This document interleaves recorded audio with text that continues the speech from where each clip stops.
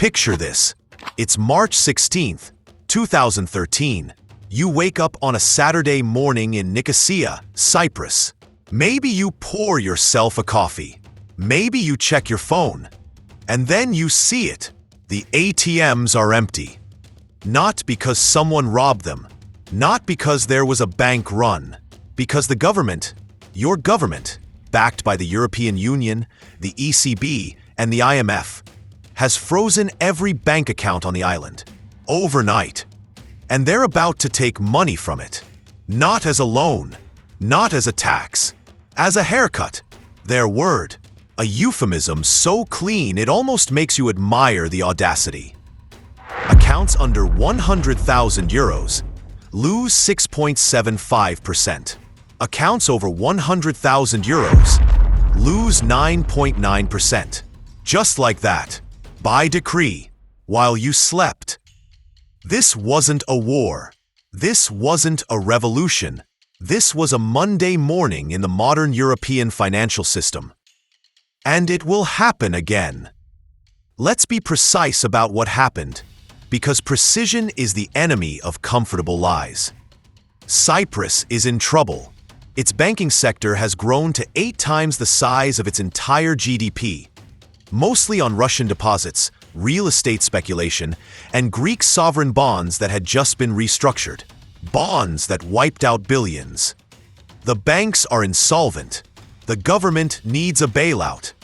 Enter the Troika. The European Commission, the European Central Bank, and the International Monetary Fund. Their offer: 10 billion euros in emergency loans. The condition: Cyprus must raise 5.8 billion euros itself. And they suggest, politely at first, that the money could come from a one-time stability levy on bank deposits. Stability levy. Say that out loud. Stability levy. It means we're taking your money to stabilize a system that failed without your input, to pay for bets you never agreed to, managed by people you didn't elect, using legal mechanisms you never knew existed. The Cypriot Parliament votes on it. March 19th, 2013. The vote: 36 against, 19 abstentions, 0 in favor. Democratic process: 1. Troika, 0. Except it wasn't over. The bank stayed closed. The ATMs remained empty. The EU made it clear: no deal, no money, total collapse. 11 days later, a revised plan was signed. Deposits under 100,000 euros, protected. Deposits over 100,000 euros at the 2 largest banks. Losses of up to 47.5%. Nearly half of everything over that threshold. And here is the detail they never put in the headline. Those deposits still existed on paper. They were converted into bank shares. Shares that, within months, were worth almost nothing. They didn't steal the number. They changed what the number meant. So let me ask you something. If a government can legally freeze your account on a Saturday, restructure its value on a Tuesday, and present you with shares in a failing bank by Friday, what exactly do you own? Because here's what most people miss about Cyprus 2013. It wasn't improvised. It wasn't an emergency hack. It was a rehearsal. 3 years after Cyprus, in 2016, the European Union quietly finalized the Bank Recovery and Resolution Directive, the BRRD, a legal framework adopted across all 27 EU member states, establishing the official mechanism for what they call bail-in. Bail-in. When a bank fails, shareholders and creditors, including depositors above the guarantee threshold, absorb the losses first before public money is used. Codified, harmonized, standard. The lesson of Cyprus wasn't this was wrong. The lesson for regulators was this worked. Let's build the infrastructure. Think about that like an engineer. You don't install a lever in a machine unless you intend to pull it. You don't write a law creating the mechanism to take depositors' money unless you foresee a scenario where you'll need to use it. And who decides when that threshold is crossed? Not you, not a jury, not even a parliament. As we saw in March 2013, a committee, appointed officials, emergency protocols, a framework you never voted on. This is the system as designed, the appearance of ownership with the reality of conditional custody. Your deposit is not your money. It is a loan to the bank. You are an unsecured creditor. We covered how this architecture was quietly installed in 1968, when Seed & Company became the legal owner of all U.S. securities. Cyprus 2013 is the same principle applied to bank deposits. The vector changes. The logic is identical. So if the infrastructure for taking your deposits already exists across 27 EU member states and has since 2016, what makes you think the next crisis will look any different? Let's step back 80 years. April 5, 1933. Executive Order 6102. Franklin D. Roosevelt makes it illegal for American citizens to own gold coins, gold bullion, or gold certificates. The fine, $10,000 in 1933. The price of a house, 10 years in prison. A government facing a monetary crisis of its own, making reached into the private property of its citizens and said, "This is no longer yours." Cyprus 2013 was the same script, updated for the modern era. In 1933, the mechanism was direct. The instrument was fear. In 2013, the mechanism was legal restructuring. The instrument was bureaucracy. In 1933, they knocked on your door. In 2013, they sent an email. Eventually, the interface changed. The logic didn't. And notice the pattern. Because patterns are how history announces itself before anyone is paying attention. Both events happened during financial crises. Both were framed as necessary measures to save the system. Both required you to sacrifice your property for the stability of an architecture you didn't build and don't control. In 1933, FDR called it a temporary measure to fight hoarding. Gold was illegal in the US until 1974.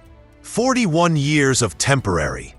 In Cyprus, the one-time stability levy has never been repeated in Cyprus. But the BRRD framework it inspired now covers 450 million European citizens. One island, one test, permanent infrastructure. History doesn't announce itself as history. It presents itself as an emergency. We've established that governments have the legal tools, the historical precedent, and the regulatory infrastructure to restructure your savings without your consent. The question is, what can they not reach? Pay attention to the words they use. Always. In 1933, executive order. Clean. Authoritative. Permanent. In 2013, stability levy. Technocratic. Temporary. Inevitable. The words are designed to reduce resistance. If they said, "We're confiscating your savings," there would be riots. Instead, they say, "We're applying a stability levy under Resolution Framework Article 44 of Directive 2014/59/EU." By the time you've read that sentence twice, the money is already gone. This is what we call the language of control. The transformation of an act of expropriation into a technical procedure. The bureaucratization of theft. It's not new. Every empire in history that extracted from its citizens did so through a language that made extraction sound like administration. The Roman Empire called it tributum. The Federal Reserve calls it quantitative easing. The EU called it a bail-in. Different words, same mechanism. And the mechanism is accelerating. Because today, we are building a financial infrastructure more precise than anything that existed in 1933 or 2013. Central Bank Digital Currencies (CBDCs) will allow governments to program exactly what you can spend your money on, when, and under what conditions. You won't even need a bail-in law. They can simply set your account to expire. The Cyprus bail-in was analog. What comes next is digital. If the analog version of control allowed them to take half of an account in Cyprus, what does the digital version permit? And this is where Bitcoin enters the room, not as speculation, not as technology, as a direct response to the legal architecture we just described. Let me be precise, because precision matters here. Bitcoin in self-custody, not on an exchange, not in an ETF, not in a brokerage account, is not a bank deposit. It is not a security. It is not a claim. It is not an exposure. It is the bearer instrument, the thing itself. In Cyprus 2013, depositors had money in the bank. That meant they had a claim on the bank's assets. When the bank was insolvent, the claim was subordinated to the EU's resolution framework. A Bitcoin private key is not a claim on anything. It is cryptographic proof that you control the asset. No intermediary, no custodian, no committee can vote on whether you access it. You cannot pass a law making Bitcoin unholdable in the way FDR made gold illegal, for one simple reason. There is nothing to confiscate. No vault, no certificate, no registered name. Let me adapt the airport test to 2013. In Cyprus, banks close on a Saturday. By Monday, the EU has restructured your balance. There is no test to pass, no border to cross. You simply wake up poorer. Now imagine the same scenario, but you hold Bitcoin in self-custody. The banks close. The bail-in is announced. Your Bitcoin exists on a decentralized network running on nodes across 140 countries. No committee reaches into that network. No directive restructures your private key. You don't escape. You simply were never inside the cage. There is a difference between having a safe inside a bank and being the bank. So which risk do you prefer to manage? The one that requires your attention, or the one that requires their approval? Let's close with the question that matters. We have now traced 3 events in this series. The 1968 paperwork crisis, when Seed and Company became the legal owner of your securities. Executive Order 60-102 in 1933, when the US government confiscated private gold with a single signature. And now Cyprus 2013, the dress rehearsal for the modern bail-in. 3 different decades, 3 different mechanisms, 1 identical logic. In a systemic crisis, the system saves itself first, with your assets. The pattern is not hidden. It is in the archives. It is in the EU directives. It is in the BIS quarterly reports. It is not a conspiracy. It is administrative history. The question is not whether this can happen again. The question is whether you will be inside the system when it does. Bitcoin doesn't promise you wealth. It doesn't promise immunity from all risk. It promises something more fundamental: the possibility of being outside the architecture of institutional expropriation, not dependent on a committee, not exposed to a bail-in vote, not holding a claim, holding the thing itself. In 1933, you needed gold, a lawyer, and luck. In 2013, you needed the right bank, in the right country, with the right balance.